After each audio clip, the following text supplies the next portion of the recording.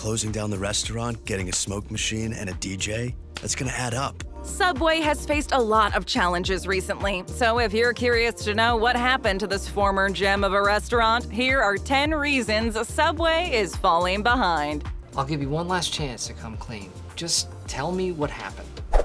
Breakfast fiasco. It's the worst bed and breakfast we've ever been to. They ought to shut this place down. Back in 2010, Subway began selling egg-based sandwiches and opening at 7 a.m. every day to give its customers the opportunity to get all 3 meals at Subway if they wanted to. It sounded like a good marketing strategy at first, and the company put a lot of money and resources into the introduction of the new breakfast items. But at the end of the day, it flopped. To break people's breakfast habits is no easy task, and with already remarkably strong competitors like McDonald's and Starbucks, it was practically a lost cause. We're gonna lose! We're gonna lose! The breakfast options never really caught on in the 8 years they were featured on the menu. It seems most people weren't interested in Subway so early in the morning. A market research firm even found that 43% of Subway customers never visited for breakfast, and that 19% didn't even know the chain served breakfast. The other issue that came with a breakfast service was the difficulty Subway had in finding employees to work the early hours. Let's just say that breakfast is not Subway's cup of tea and didn't help at all during the hard times it went through.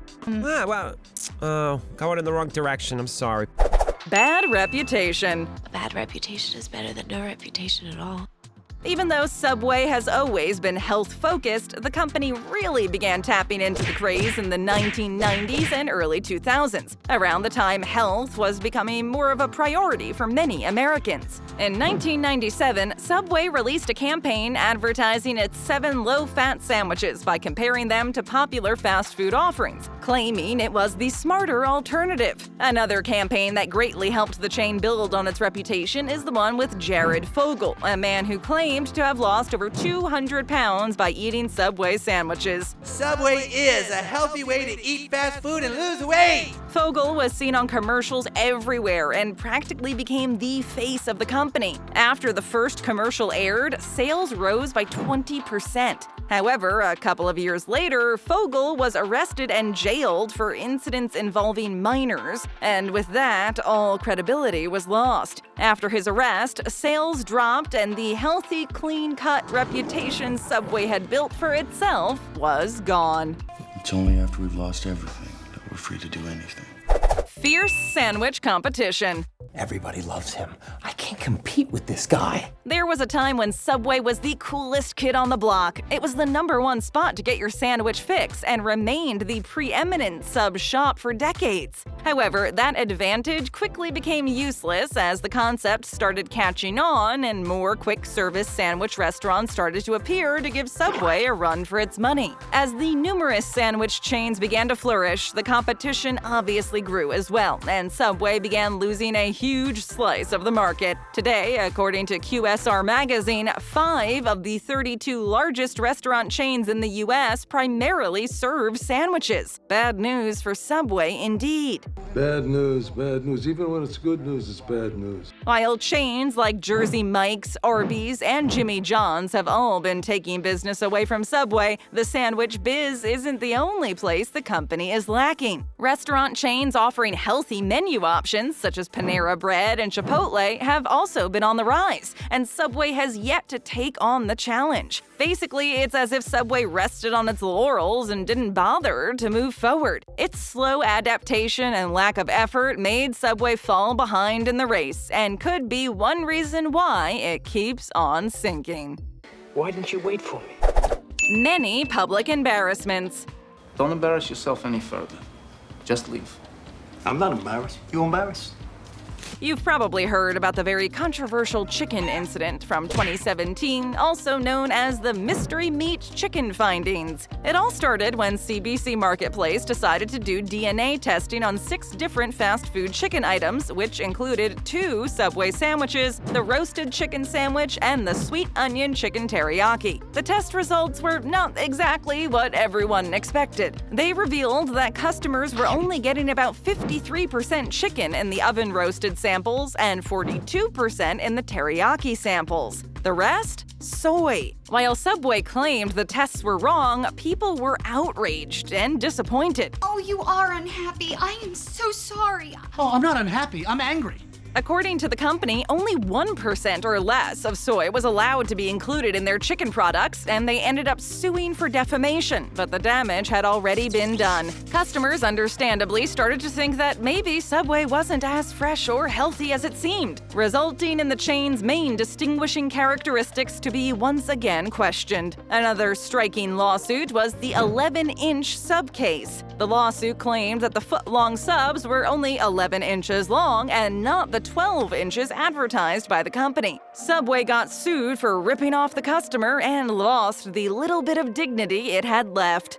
Sorry, I can't grant a favor to someone I don't respect anymore. Subway's overexpansion. Oh, honey, you are all over the place. Many people like to believe that McDonald's is the largest fast food chain in the world, when in fact that title goes to Subway. Indeed, Subway has more locations worldwide than any other restaurant, making it a pretty big deal. However, just because Subway is widespread, it doesn't necessarily mean that was the best decision to make. You see, Subway started out as a single sandwich shop in Bridgeport, Connecticut. That one location quickly turned into dozens, then hundreds and thousands, until half the world was conquered by the mighty sandwich company. The company expanded aggressively, even during the worst recession in 75 years. They're gonna take over the world.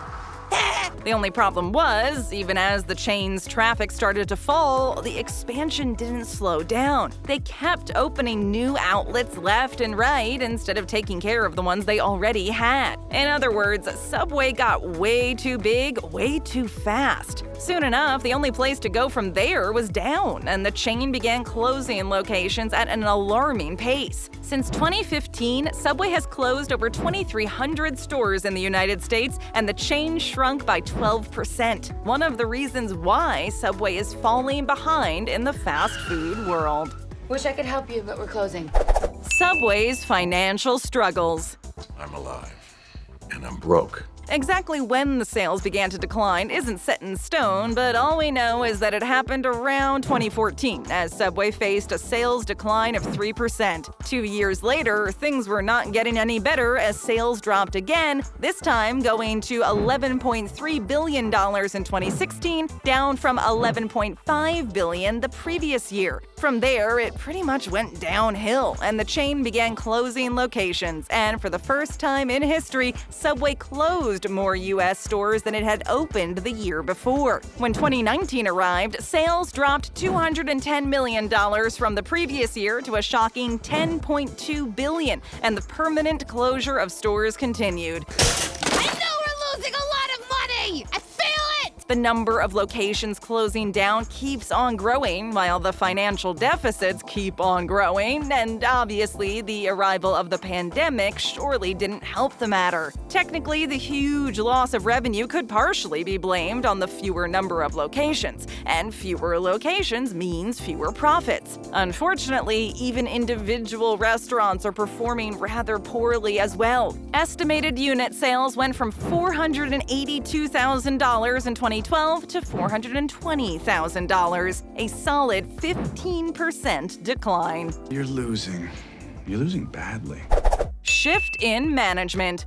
Please welcome our new manager, Squidward Tentacles! You can tell a lot about a company just by looking at the management, and if we look at Subway's, it's easy to see why everything is falling apart. Ever since the founder, Fred DeLuca, passed away in 2015, things have been a little rocky. To run a successful business, you need stability and consistency, which is not something recently experienced at Subway HQ. DeLuca's sister, Suzanne Greco, took over as CEO after her brother's passing in hopes of keeping Subway on the right track. However, sales were dropping drastically. A lot of people in the industry felt like she wasn't the most qualified to keep the ship afloat. Your manager here needs a manager. After a tumultuous 3-year run, Subway brought in several new executives and named John Chidsey as its new CEO. This meant yet another change in management. After only a few months, Chidsey began putting his stamp on the company as 3 top executives left. The executive level wasn't the only one to be shaken up. Chidsey also let his presence be known to the rank and file, and over 300 employees were laid off at the Connecticut headquarters, which represented about 25% of the workforce. If the management seems to be in disarray, no wonder the whole company is too. What is this? What is happening? Unhappy Subway franchisees. I'm unhappy, okay? I've been unhappy for a long time. Franchisees usually risk a great deal when opening a restaurant instead of investing in firms that own other fast food locations, and many of them have expressed time and again how they wished they had done things differently. Many franchisees have been rather vocal about the treatment they receive from Subway, especially when it comes to the aggressive expansion approach. As Subway was focusing more on the number of restaurants being opened rather than on each location itself, a lot of restaurants ended up opening within a few blocks of one another. This created some direct and unnecessary competition between the now rival stores, cannibalizing Subway's revenues. If only that was the only issue. Houston, we have a problem. Franchisees have also had some trouble with Subway regarding its business practices. You see, the stores are divided into regions, which are all overseen by development agents, often store operators themselves. They're in charge of inspecting locations to ensure compliance, but more often than not, they don't act in good faith. Some Subway owners think it creates a conflict of interest and gives the agents power to close competing stores. We can't do business here, huh? Subway's shaky marketing. I am a marketing genius.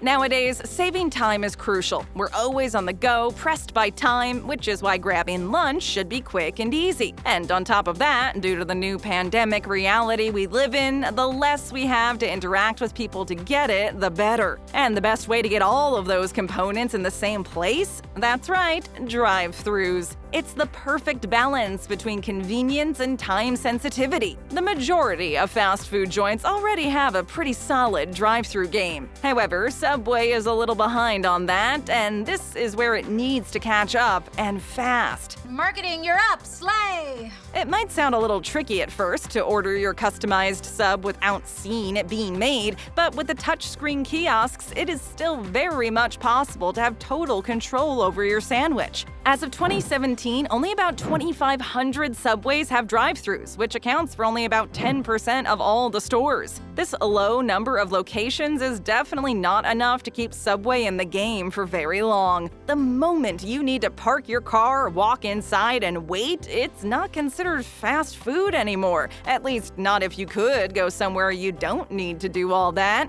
Maybe instead of trying to come up with new breakfast ideas, Subway should invest in the development of more drive-thrus. Where do you invest your money, Liz? Loss of interest. Nobody likes us. Nobody.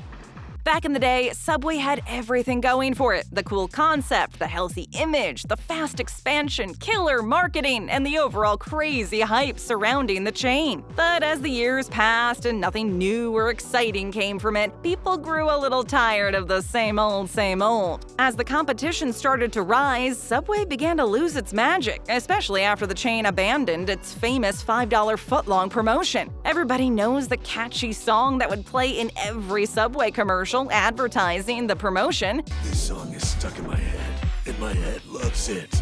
For a while, it really did help Subway gain some customers back, but eventually they had to stop the promotion as Subway was losing money every time it sold a $5 footlong. When Subway got rid of its marketing gold mine, traffic and sales began to decline. It was mostly attributed to the loss of value perception, and the chain is still struggling to overcome it. There are a lot of things Subway could do to avoid falling behind even more, but for that, it needs to be ready to let go of some stuff and make room for a new and improved business model. You gotta rise! Rising up! We're open 24/7. Just tap or click for another great video. Hit that subscribe button and ring that bell. And hey, leave us a comment.